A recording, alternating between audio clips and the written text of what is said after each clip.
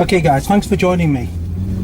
Today I'm in a 2005 Lexus LS430. This is my own personal car. I've owned it for just over a year, but it's been in the family pretty much since new. It's the 4.3 litre V8. It produces 290 brake horsepower with 320 pound-feet of torque.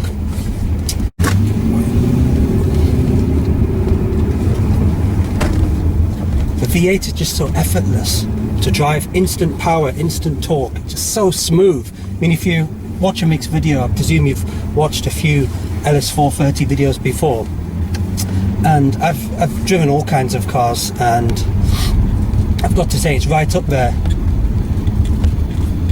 Now, being a V8, you'd think it's quite thirsty, but if you are kind of sensible with your right foot and you don't boot it all the time, you can get reasonable miles per gallon. Thinking about what this car is, you can get about 500 miles to a tank. Last summer I went to the Lake Districts with my family, and we did a 250 mile round trip, and I got 250 miles to half a tank. Now, given I do use Shell V-Power, which I don't know if it's kind of if it's just kind of my own biases, or just if it's just me, if it's some sort of placebo effect, but I do notice the car does seem to be a bit more punchier when I fill it up with V-Power. And I mean, I've spoken to other people as well, friends and stuff, and they please update me. And they say the same. God, it's starting to snow here, and a rear-wheel drive car in the snow is not a good combo.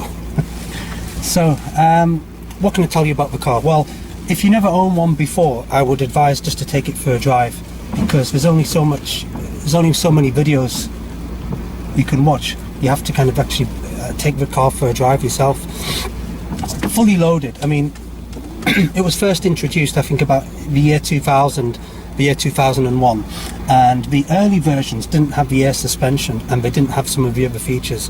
It didn't have the sat nav, it didn't have the rear pack, which comes with massaging seats, heated seats, and a cool box where you can basically, there's a box in the back, it's like a fridge basically. The air conditioning system kind of runs through it to keep items cold, so it's not massive, just for maybe a couple of cans of drink, fizzy drink, you can put it in there.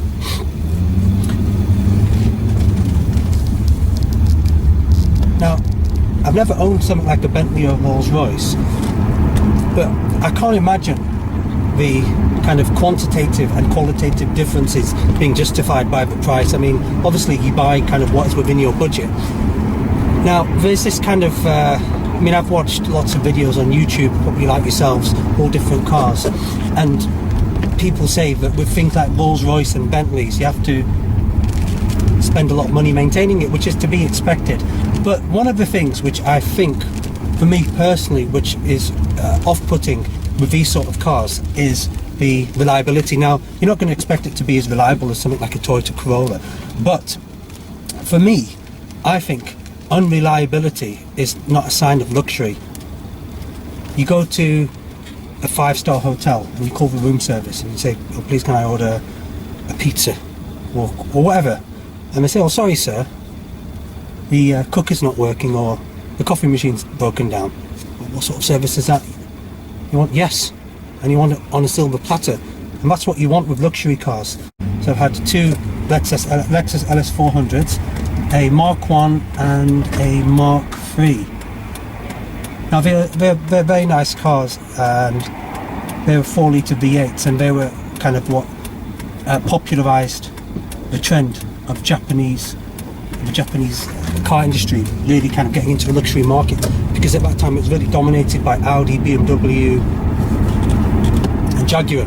So it really kind of gave them a push, so they had to up their game, which I think was basically Lexus then gave Mercedes the boot, the push to develop the W140, which I think is probably one of the best luxury saloons to this date.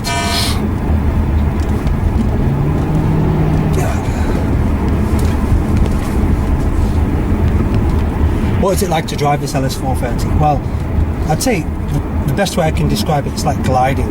gliding on the road. Just so buttery smooth with that V8. Instant amounts of instant power really from the torque, and because it's got more torque. Safety alert, speed camera in the other direction, limit 40. Because it's got more torque than horsepower, it just gives that instant power.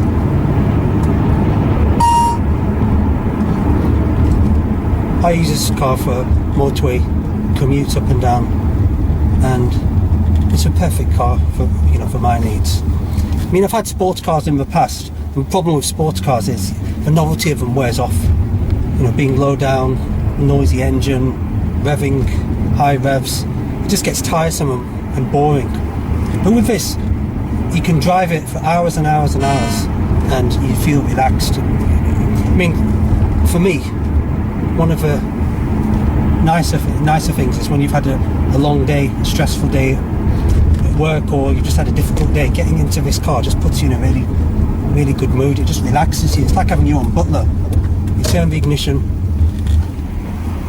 the V8 fires into life, the steering wheel tilts, positions to your kind of presets. You've got the heated seats, cooled seats.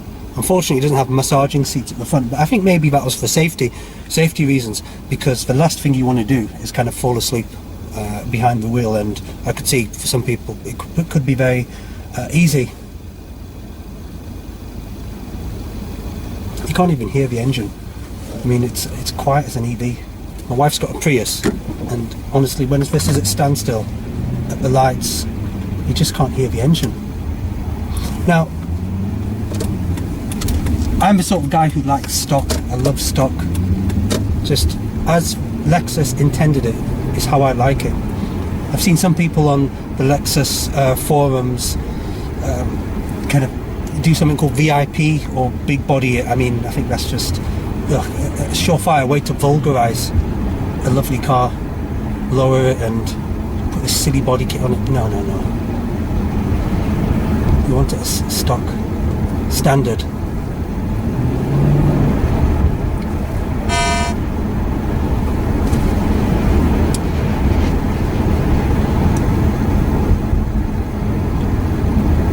Some of you may be thinking, should I go for an LS400 or an LS430?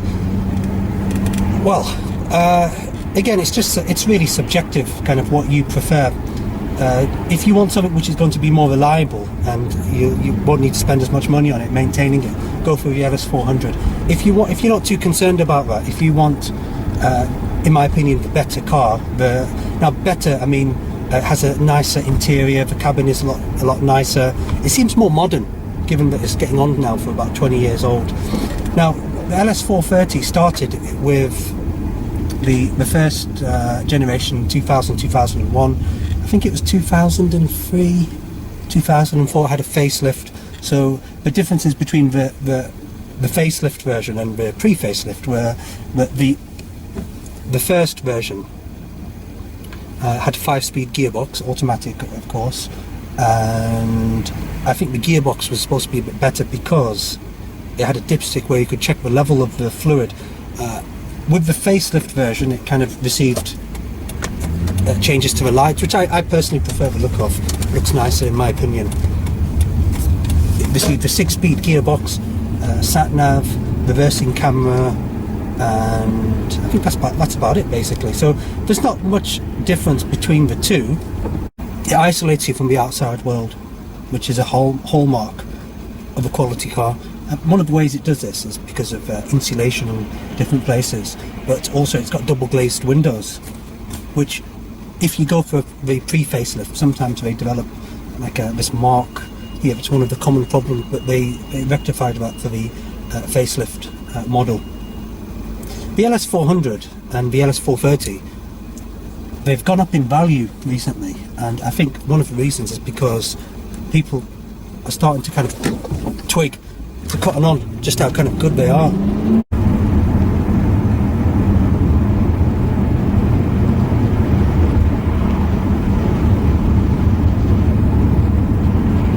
When you spend some time with a car, you get to kind of, you learn about the subtle nuances a car has, and with this it's no exception. There are certain things which I think make it stand out from the rest. Now, there's no denying the fact that the W140, I think in my opinion, it's trying to imitate the W140 Mercedes, which I think is not a bad thing, because it's one of the best cars Mercedes have ever made. That's not hyperbole. So it's got, for example, the feature there where you can put the little sun visor there.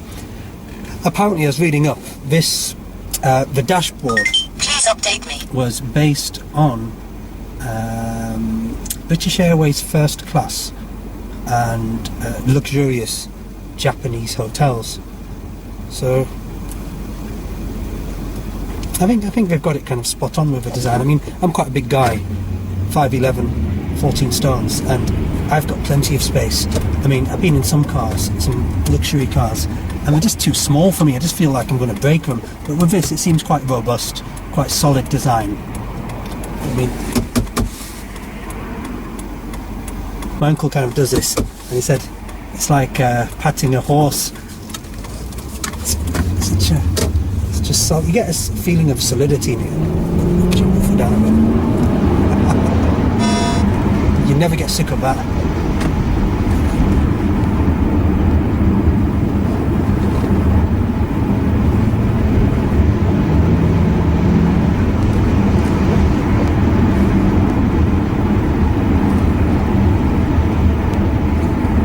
Miles per gallon wise, well, the UK is just extortionate at the moment, price of fuel.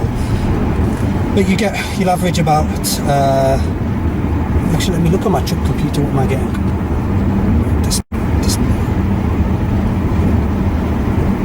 Yeah, averaging, I'm getting about 24 miles to a gallon. Now, the things to look out for, if you're thinking about buying one of these, be prepared for the air suspension. If it does go, you're going to have to get that sorted. Now, there's a couple of good breakers which I use, where you can get, if you really need to source for parts, that's not a problem. You can get the air suspension sorted. You can get kits, coilover kits, which using conventional springs as a replacement, and I think they're about £800, maybe £800-900, which is not bad for a set of 4. So that will kind of eliminate it going in the future. But then I think it loses some of its smoothness and its ride. What else can be problematic with these cars? No, I don't really think of too much. It's the main thing with these cars is just see it as running a big Toyota, and you obviously have to be prepared to spend a bit more fuel.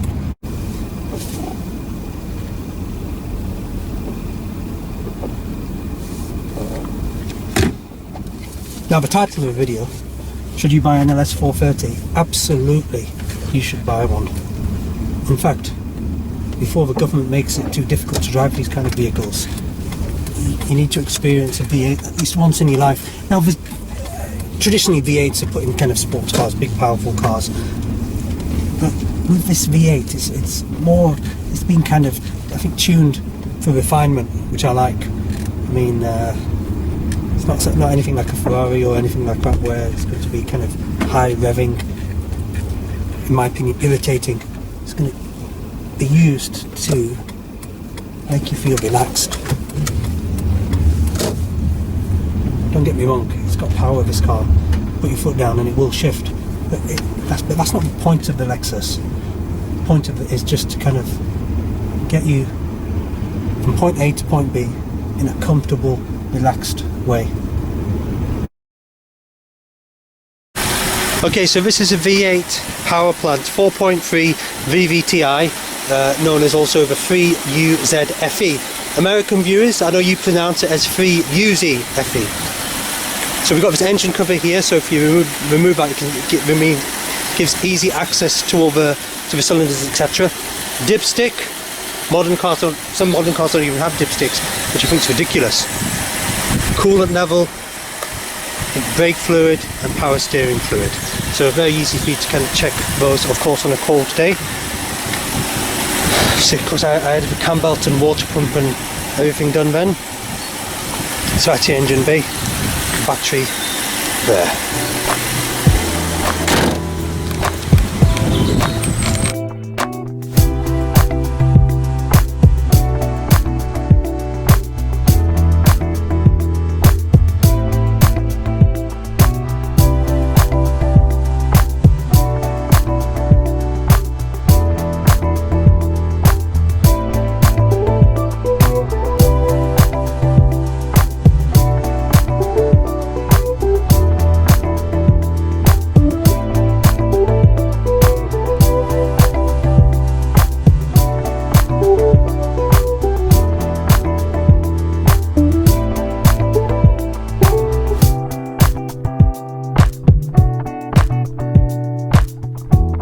Okay, back by popular demand, our favourite petrol head Baz is back. Good afternoon. Well, thanks for joining us, Baz. It's an absolute pleasure, Tariq. Oh, you're welcome. Especially in this beautiful car. Oh, thank you. Well, Baz, you know, one of my closest and dear friends, and a few of my friends have been asking, where's Baz? So I thought, right, for this review, we've got to get Baz back in. So Baz, you're in the back seat of the Lexus, so just talk us through some of its features. And well, as you know, I've had a few Lexus before I've had the Jaguar. This is the top model, the LS430, 4.3 litres I think it is. It's a limousine. I mean, the foot room here, I mean, I'm 6 foot whatever, and it's just loads of room. Absolutely fabulous car. Black leather and black outside. This is the best colour. Oh, I think when I've sold my Jaguar, I may just have a go again with one of these. They're a beautiful car. And Baz, so talk us through some of the features, Well, you've got all the controls here. You can control whatever you want, the radio, the stereo, the air conditioning, whatever. It's all here.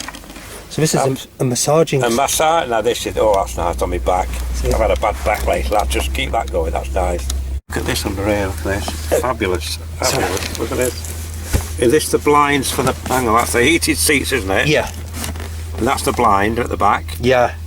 So go on, Baz, press that button and we can show our viewers. Look at that. So this is and privacy. One thing I like about the blind, it covers the complete window. On the Jaguar's got one of these blinds, it doesn't cover the whole window. And Baz, do you know, it's good for, also the benefit of having the blind is during the summertime, if you keep the blind up when it's really sunny, it prevents the sun from basically damaging like the rear parcel shelf and the leather. Changes the colour of it, Yeah. I think we've got a fridge in there, haven't we? That works with the air conditioning, the fridge, I bought my daughter some ice cream before, and then she put it in. Alright, did it work? Yeah. Yeah. I said to her, just keep it in there for a few minutes whilst we're driving, and then we'll keep it cool so it won't hopefully melt too much. Like you just can put drinks and stuff in there. So Baz, are you enjoying your massage on? Yes, it's very nice. Yeah, I'll stay a bit longer. Yeah. Cool. And what about, you can also recline, can't you? So if you the actual seat adjusts the whole, you know, individually adjust, you know. Exactly, it's an absolutely fabulous car.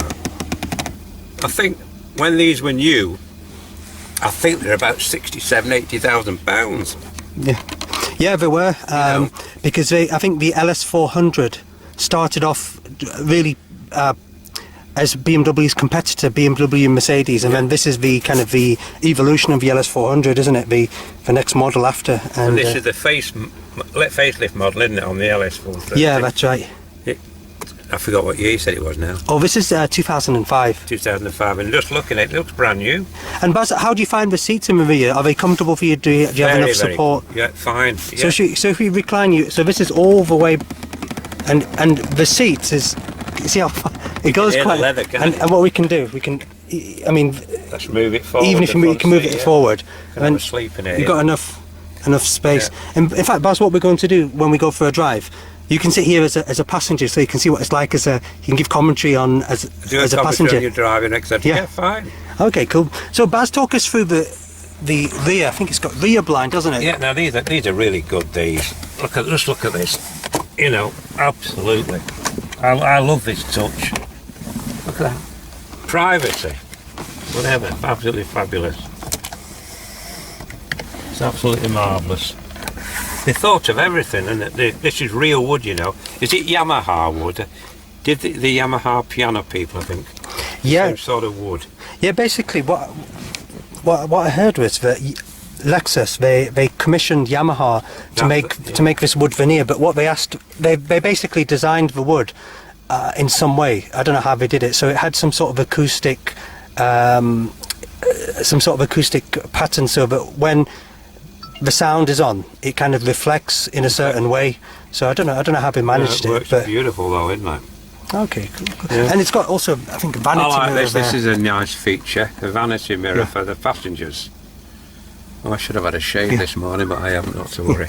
I don't use electric razor anymore, you know. I've just since I was 70, I've been wet shaving, and I do like a wet shave, but now I only have a wet shave every 3 days. Yeah.